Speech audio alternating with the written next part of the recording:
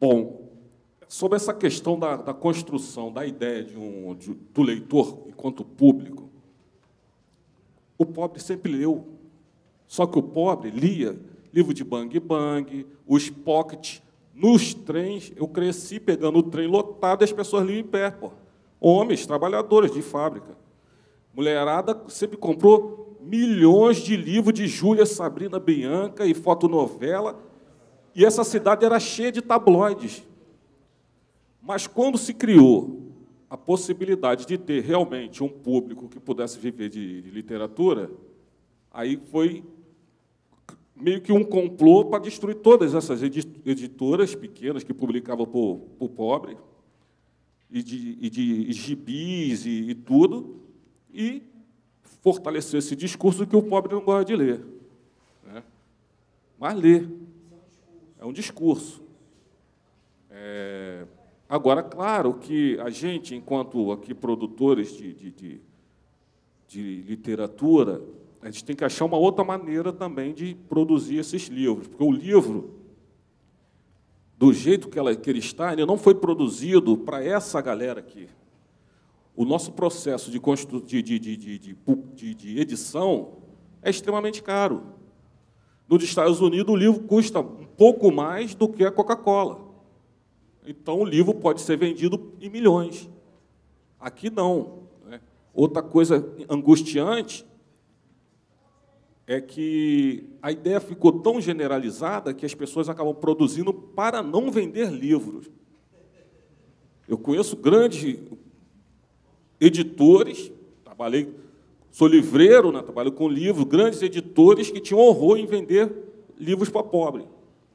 Grandes escritores da literatura brasileira que tinham horror de ver seus livros nos sebos. Aí, se a galera aqui entrar dentro desse processo, vai estar numa canoa furada. A gente tem que achar realmente uma outra forma, uma outra maneira de difundir isso em milhões. GE tem que ser lido por milhões. Ele tem que ser lido por milhões. Se eu conseguir ser lido por 1000, já está bom, mas, senão, a gente não vai conseguir mercado. E aí tem uma outra questão, que são justamente esses livros financiados por patrocínios, eles não podem ser vendidos. E eles acabam não circulando. Existem diversos projetos, e muitas pessoas editam.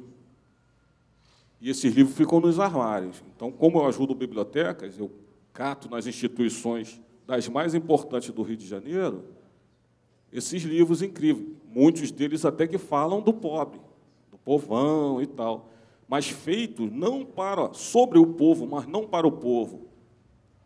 São discursos, são diálogos entre os intelectuais que disputam, né, que dialogam entre si sobre a coisa. Sai da PUC, vai para a UERJ, sai da UERJ, vai para a UF, mas nunca, eles não se preocupam em difundir essa sabedoria.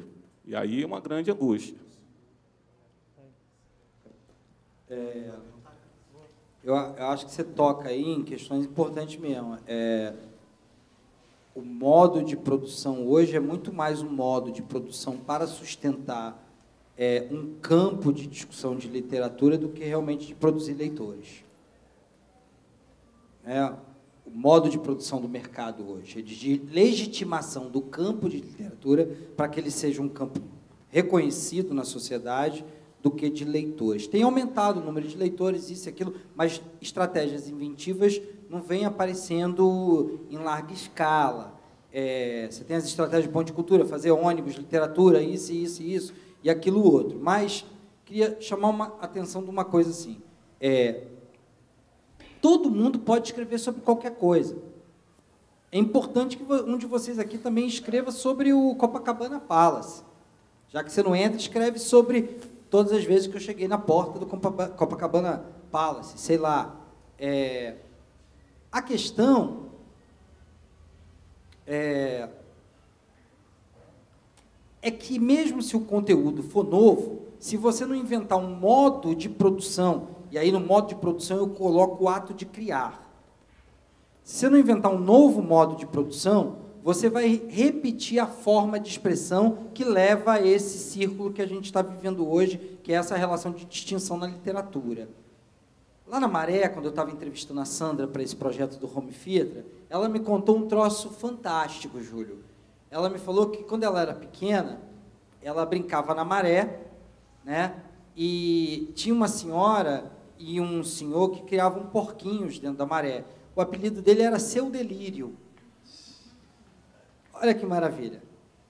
Seu Delírio era dono de porquinhos, e aí eles ficavam... A brincadeira deles era gritar: seu delírio, seu delírio, seu delírio! A questão é, se você bota isso numa das estruturas que tem hoje, de trabalhar o território popular como um território caricato, como um território de tipos, você não vai dar a dimensão, a potência que essa história do Seu Delírio tem para a gente, para revelar uma outra maré.